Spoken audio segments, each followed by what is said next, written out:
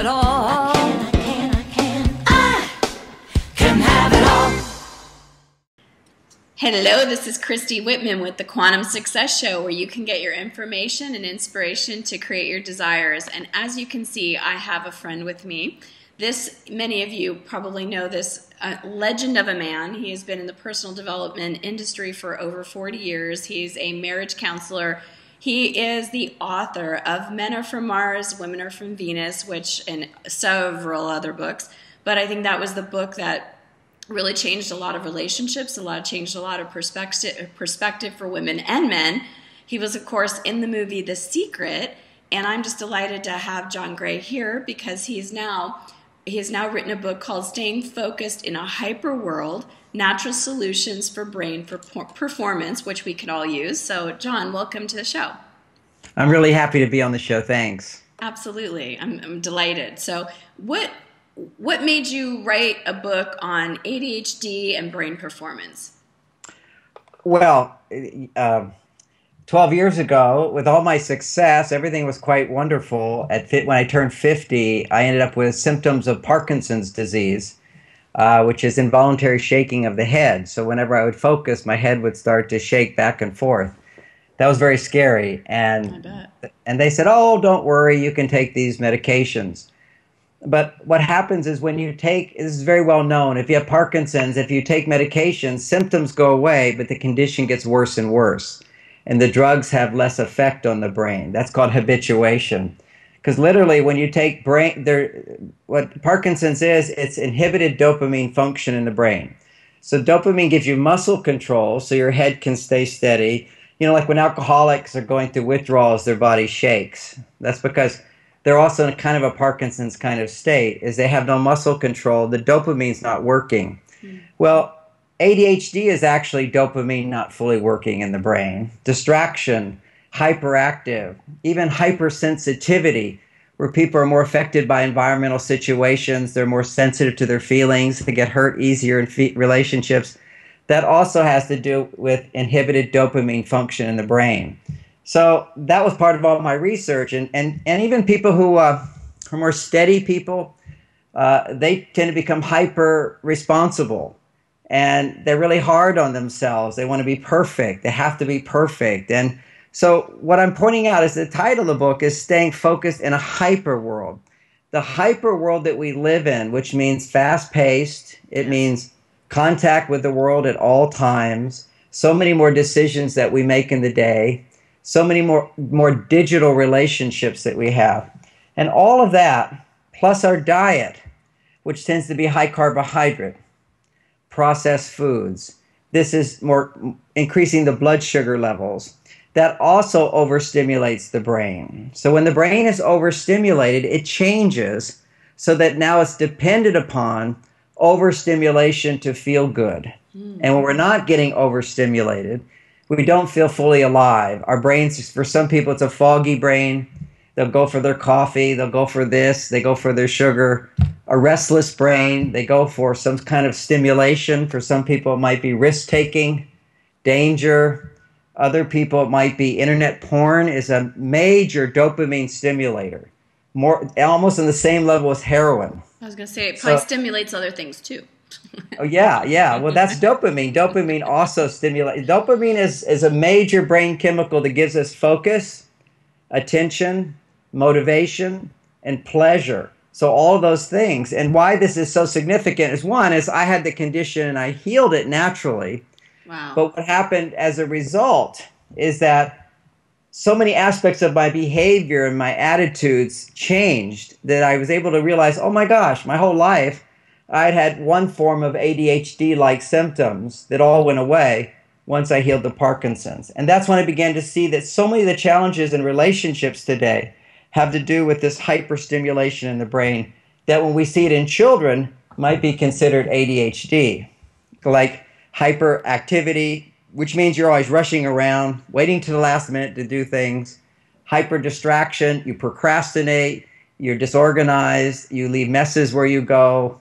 As you get into your 60s and 70s, these same symptoms turn into dementia. Now, this is like big stuff. Losing memory is happening.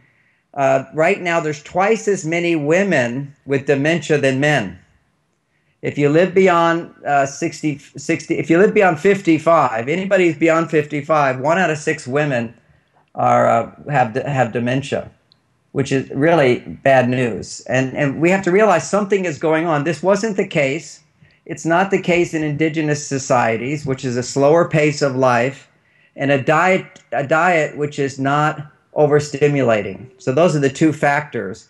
And then you add into it another factor, which is, why is all this happening in the last 30 years? And what you realize is, in the book, I cover 15 major causes of these brain challenges that we're having today. And one of the brain challenges, one of the major ones, was the invention of antibiotics. Antibiotics save lives, for sure, and should be used in some situations. But then we have to repair the body after using the antibiotic, because the antibiotic literally kills good bacteria in the gut. And the gut is where it all starts. Gut is our digestion. We eat foods, we have to digest them. The gut makes certain ingredients that the brain needs in order to function right. One of those ingredients is a protein which is called GCMAF. And without that protein, your body gets cancer. And they've already discovered that if you have GCMF, you don't have cancer. They take it out of your urine and give it to a person with cancer, and in many cases, they're getting cures for cancer in 3 weeks to a month. Wow. Very shocking. These people should check into the GCMAF, and of course, anything that seems so shocking, you kind of go, well, how could it do that? Well, it doesn't just do that, but all infectious diseases. That's why 25% of children with Asperger's symptom, again, that's about brain performance, Asperger's, autism. What they found is 25% had complete remission when they're children after 3 months of taking this GCMAF protein. Because most people who have dementia, Alzheimer's, Parkinson's, they typically are younger children who have ADHD-type symptoms or depression or bipolar.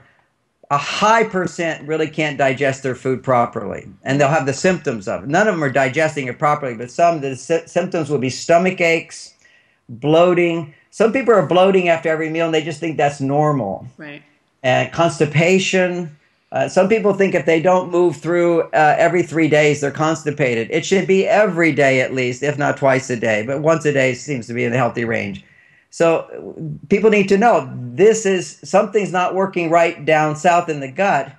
Your brain doesn't get the precursors that it needs to make the brain chemicals. And over time, our ability to digest our proteins is diminished. And you have to be able to digest proteins to make the precursors to the brain chemicals.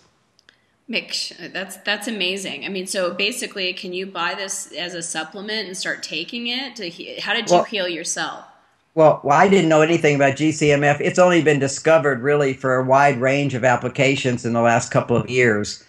So it's not really available to people very easily. I order it through a clinic in Switzerland where they're actually curing cancer. Now, I don't have anything to do with cancer at all. That's not my specialty. Sure. Brain performance, brain function is mine.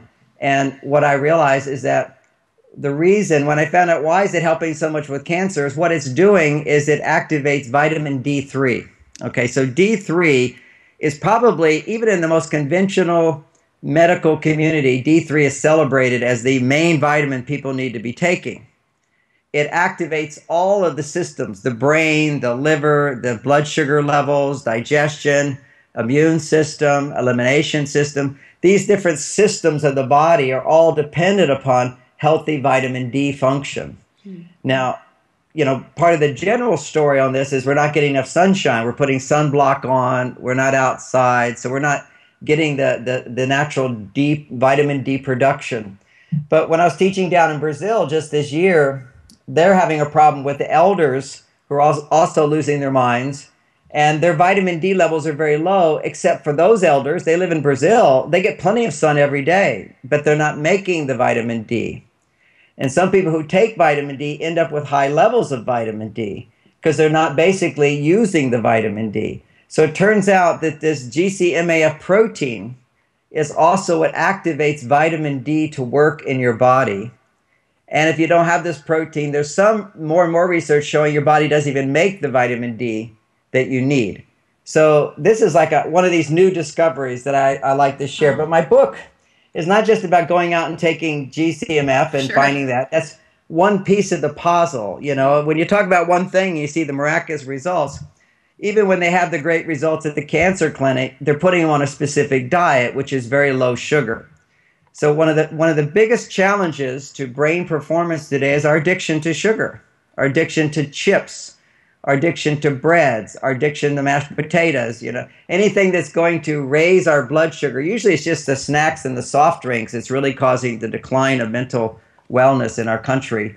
And complement that with the lack of exercise.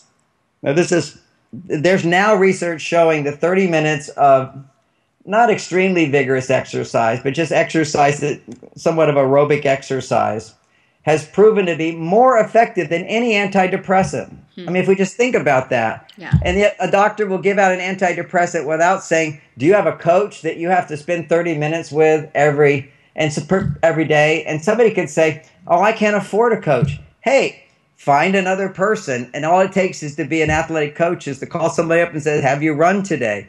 That's our walk to today. That's all it takes. But we have to be responsible to recognize that to treat the mental conditions, anxiety, sleeplessness, depression, ADHD, lack of focus, disorganization, lack of memory, to treat these things with drugs.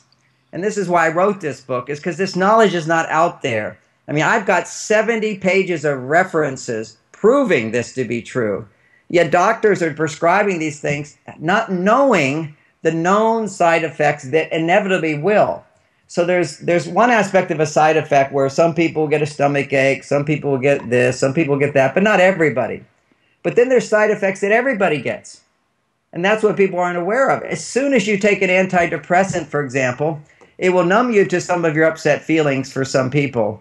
But it will, right away, it will double your cortisol levels for everybody. Now, cortisol is the stress hormone. And chronic cortisol, again, makes us vulnerable to cancer, makes us vulnerable to heart disease, and interrupts with our digestion. You can't absorb vitamin B, for example, from your food if your stress levels are high. And vitamin B is necessary to make the brain chemicals to calm us down. So, you know, we get caught in these loops because our lifestyle is just so out of whack. And what's thrown it even more out of whack is our body's ability to bounce back. And that is, once you start doing the antibiotics, that lessens your body's ability to have vitamin D function. Once you're doing the vaccination schedule for kids, all have aluminum in them. And, you know, some of them, they took the mercury out. That's still controversial. But they all have aluminum. And aluminum, if you take a person with Alzheimer's, their brain is filled with aluminum. They know there's a correlation between aluminum poisoning and Alzheimer's. Just as a little point on the side, one of the ways, we want to avoid aluminum, of course, but one of the ways we can avoid it, kick it out of the body, that's real simple, it's called chelating, is apples and almond butter. It turns out that magnesium and malic acid, which is in apples, pulls aluminum out of the brain. I mean, this is like sometimes real simple solutions. It's like I gave up soft drinks and candy bars and junk food, but I have almond butter and apples. It's fantastic with a little bit of honey. But we have to come back to the basics, both in terms of our diet, but also in terms of our lifestyle. You know, we're driving everywhere. We're sitting in front of TV sets. We're being stimulated by computers all the time. And it feels good because when you stimulate high levels of dopamine, it feels good. But the problem is it's being stimulated from the outside, not from feeling good because I'm doing something which is my soul's purpose. See, this is the whole secret. The whole idea behind this secret is that you want to come back to your authentic desires, and then you have to act on your authentic desires. You know, those two things have to be congruent. And if you're sitting back feeling happy watching TV or interacting on a digital world, you're not really participating in the world, letting your soul express itself through your actions and your interactions and your feelings and so forth. And, you know, the theme there is you have to be a vibratory match to what you want to bring into your life. But if your vibratory match is not coming from inside, nothing happens. So if I'm being stimulated outside to feel good, that's part of life. There's nothing wrong with that, but it's got to be equal to inside. And so we get into this sort of passive dependence on sugar, desserts, sweets, foods that are high stimulating to feel good rather than to go do something nice for somebody. Or look at yourself with love and go buy yourself a nice outfit and then go do something nice for someone, or go fix something, go make a difference, make a sacrifice for someone and that's useful. You know, these are the kind of things we do as human beings to feel good. And when we're not doing enough of that, we sort of lose our aliveness and the brain goes, oh, give me graham crackers. Oh, and, you know, more serious level, oh, give me alcohol, give me cocaine, give me 4 cups of coffee a day, you know, 6 cups of coffee a day. And there's so much misinformation on this. You know, there's even studies trying to justify how great coffee is for us. When everything in moderation, I'm not an extremist. I can start sounding like an extremist, but, you know, they'll do studies on coffee, for example, saying, oh, if you have four cups of coffee a day, your risk of Parkinson's goes down. Yes, but they don't look at what are your other risks that happen as a result of doing that, like low testosterone.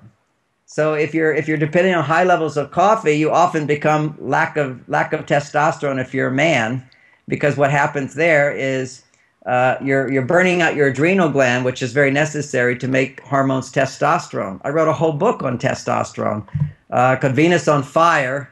That's women going through menopause, and men on ice, Mars on ice, because that's men are just sort of losing their vitality as they get older, and it's very common.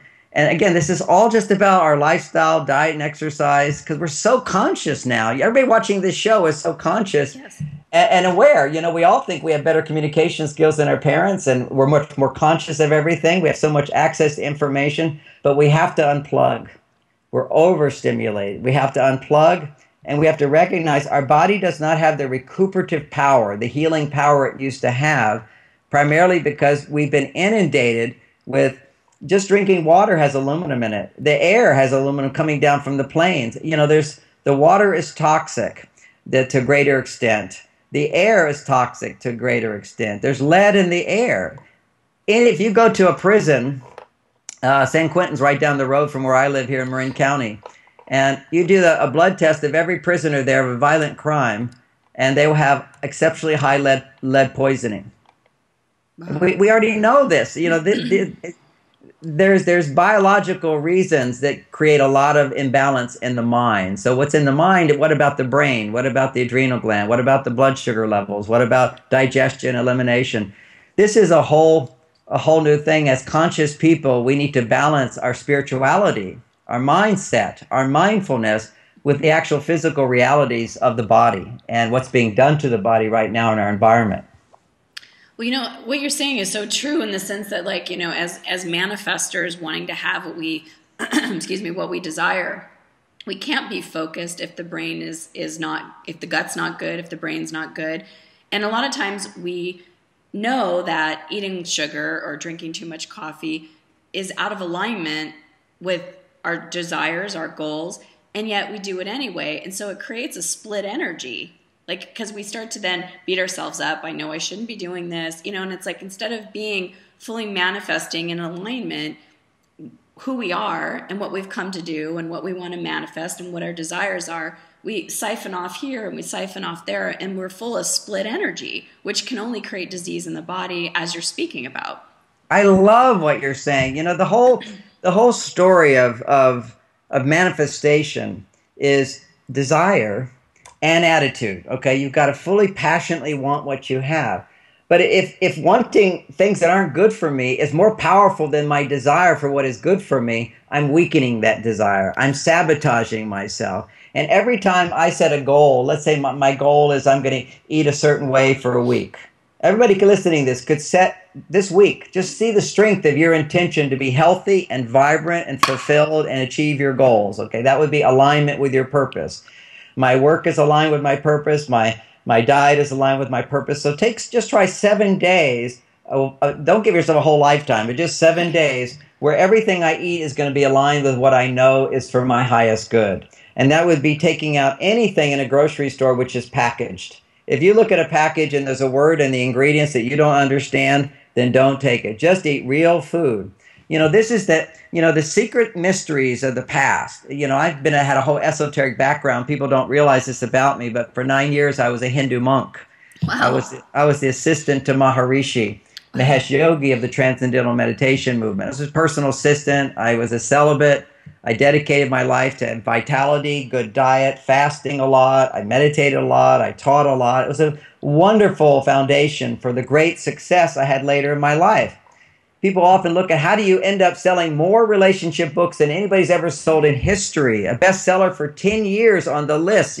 How did you do that? I definitely manifested something there. And how did you do it? And everybody keeps wanting to know, what are your marketing skills? How hard did you work? And I laugh, I don't have that many marketing skills, except I'm authentic, but I'm a manifester. And the foundation of that was my years of anchoring myself into authenticity. That was through meditation and to be able to create a positive attitude.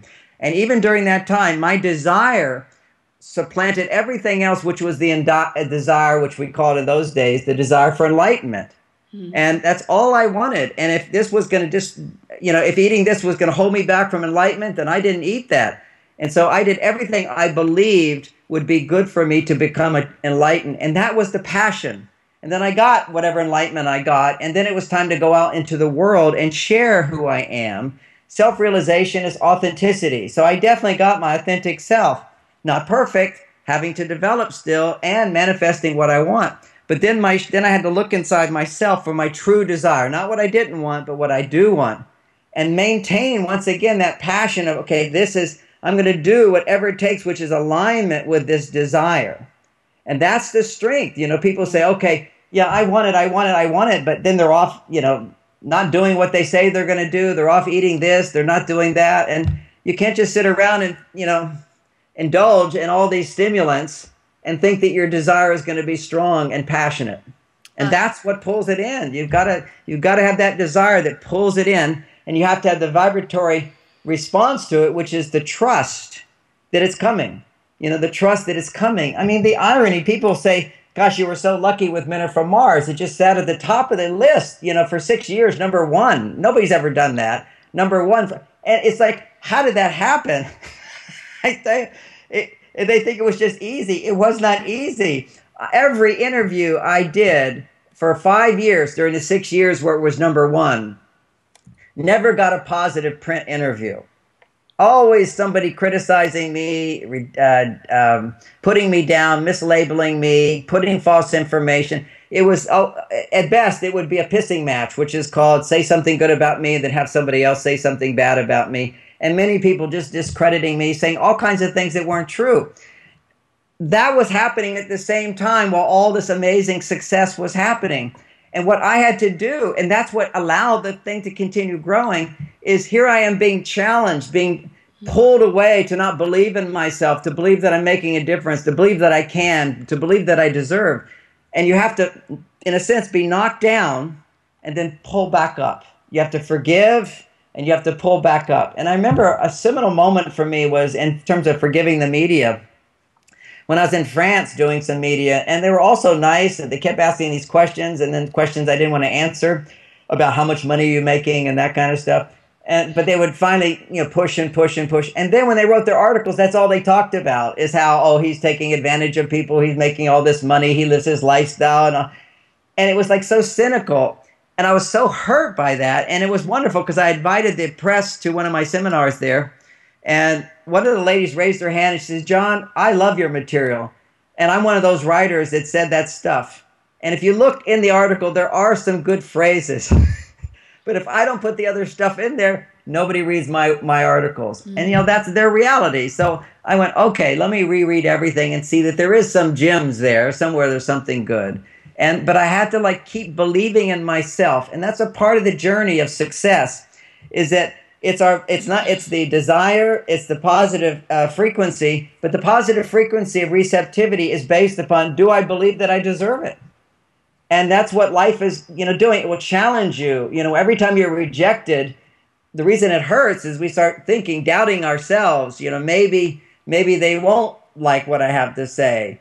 And some people think they're not doubting themselves. They'll say, well, I don't doubt me, I'm great, but I just doubt the world will receive me. I said, okay, but what for power to happen, you have to believe that you have a meaningful message or a gift or support that other people will receive. If you're expecting success and people to trust you and respond to you, you have to believe that they can and they will. And it wasn't all just an inside job. It was the inside job, and I was truly every day helping people who did see me. We need to depend on each other.